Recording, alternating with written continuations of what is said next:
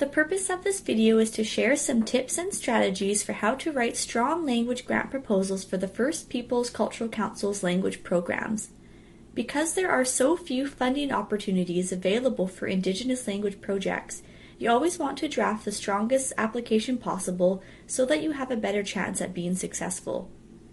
We hope that the information provided in this video gives you the support and preparation that you need to write your next language grant proposal. So let's get started. The process for grant proposals at First Peoples is broken up into 5 parts. When funding opportunities become available, First Peoples sends out a call for applications. Once this call has been sent out, the next step is for applicants to apply before the deadline. All of our grants go before a peer review committee, which is made up of BC First Nations community members and Indigenous language program experts who have experience with the program under review. Following the application deadline, the peer review committee carefully reads and reviews the applications and recommends successful applicants to First Peoples. Once the peer review is complete, all applicants will be notified about the status of their proposal. Successful applicants will receive grant funding according to the program-specific procedures. Unsuccessful applicants will be provided with feedback on how to improve their application. Overall, this process usually takes between 6 to 10 weeks, depending on the type of funding that is being applied for. The Aboriginal Language Initiative is an exception, as it is a federally funded program and requires up to 6 months for the review and selection process. Now let's talk about how you can prepare yourself to submit a strong grant proposal for our language programs. Let's go through the steps with our friend Susie Grantwriter. How does Susie Grantwriter prepare to submit a proposal? Her number 1 tip is to start early. Don't leave your application until a few days or a few hours before the deadline. Make sure to submit your completed application before the application deadline. Late applications will not be accepted. Next, Susie should research the funding opportunity that she is applying for by reading carefully through the application form, the funding guide or program description, and the program page on the First Peoples website.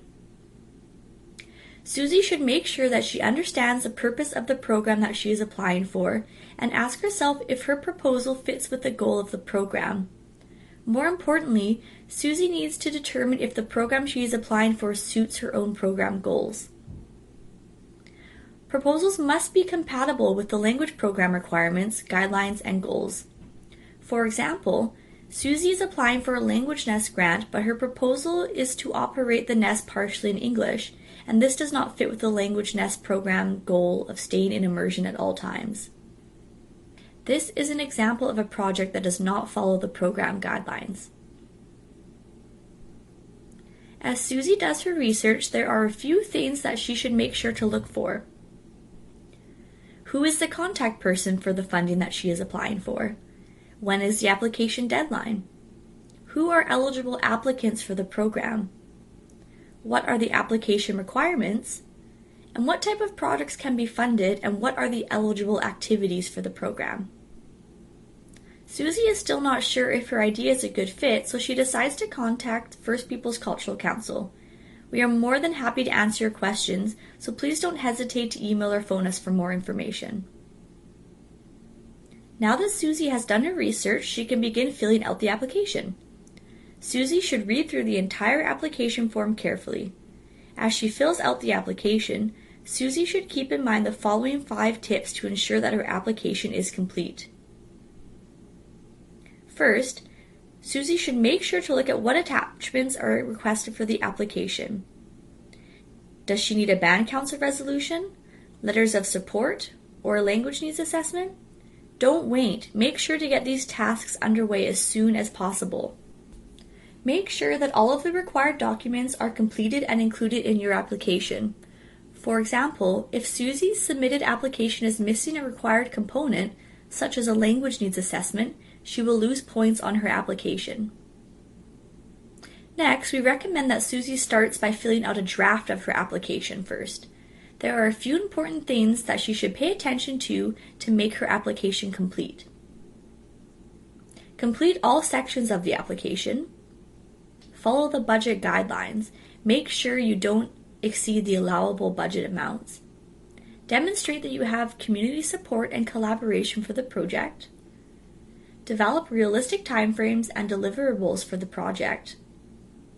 Make sure that all of the contact information is correct.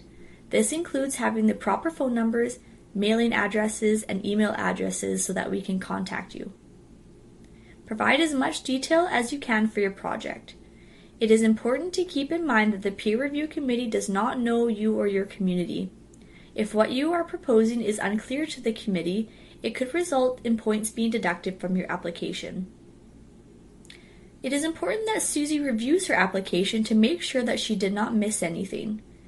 Be sure to include all relevant information. If you need extra room, you can add an extra page to the application. As mentioned in the previous slide, an important tip as you read through your application is to pay close attention to the budget. Make sure that all expenses are eligible and realistic, that all totals add up correctly, and that you have identified your in-kind contributions. The budget may be considered incomplete or incorrect if amounts don't add up correctly. If the budget exceeds allowable limits for administration, food, rent, and capital costs, or if the budget doesn't reflect the project activities. Always ensure that the project budget amount adds up correctly and fits within the allowable limits of the grant. Next, having someone peer review your proposal can be very helpful. If possible, Susie should have someone unrelated to her project read through her application. She should ask them if it is clear and if it makes sense. This will help her to see if she missed any important information. After Susie has read over her application multiple times, she can put all the pieces together. Our language program applications usually require a cover letter, letters of support, a band council resolution, or both, the application form, a language needs assessment that has been updated within the last 6 months, and anything else that is listed as a requirement.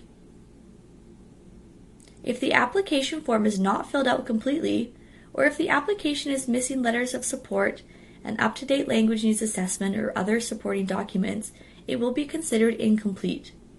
Applications must be filled out completely and submitted with all the required documents and information, or the peer review committee will not be able to fairly assess the application. Always refer to the funding guidelines and the first page of the application form for a checklist of the required documents. Susie followed these 5 tips and was able to complete her application 2 weeks before the deadline, which means that she has time to send her draft to First Peoples for feedback. We encourage all applicants to complete their applications early and to send us their drafts for feedback.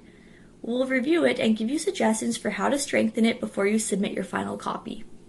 Susie is now ready to apply. She should submit her application in the appropriate format before the deadline and do one final check before submitting. This last check will help Susie to make sure that she has included all of the required attachments along with the application in one package. If your application is being emailed, include everything in one email.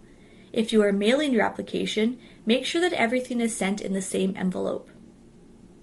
Common characteristics of successful language grant proposals are that they include well-planned language revitalization strategies, demonstrate what the language outcomes for the community will be, demonstrate that the project team has the right capacity to do the proposed work, have a realistic and effective plan for using the funds, request for funding to resource a language project and not just to create staffing positions, and they give evidence of community support for the language project. If you are not successful, please don't be discouraged. Use this as a learning opportunity for future proposals. We encourage you to read the feedback that we provide, call us if you have any questions, and to reapply next year. We feel that giving feedback is an important part of the grant application process. We provide applicants with feedback so that they can improve their future applications. We hope that this video has helped you understand the grant proposal process and answered any questions that you had. Good luck with your applications!